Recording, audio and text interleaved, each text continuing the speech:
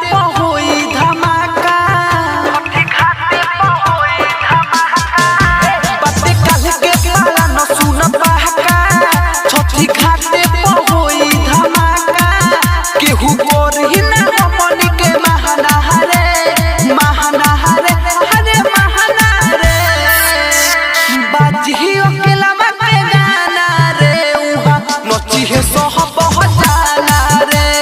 बाजी अकेलावा के गाना रे, उहा नची है सह बहुत जाना रे, नची है सह बहुत जाना रे।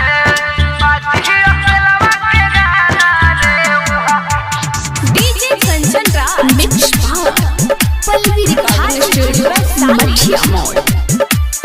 बाजी अकेलावा के गाना रे, उहा नची है सह बहुत जाना। अब नहीं केहू से डरे के बा, परमिशन बना घरे के बा। छठी माई के गाना बजा के डीजे पर डहानो सो करे के बा, डीजे पर डहानो सो करे के बा।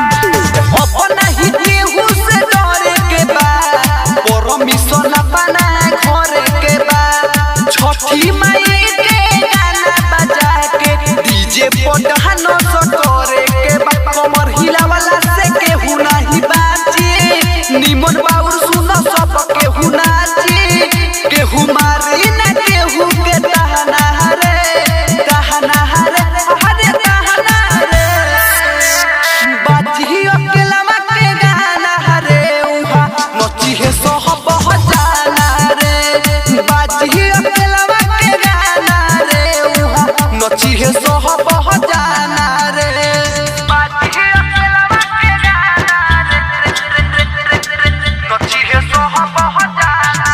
DJ Kanchan Raj Hajipur Vaishali mix Pallavi recording studio Mathiya मोड़। नची है सह बहुत जाना। अमरजीत के लायो हे दिन के, लई हे पाला हका हकीन के।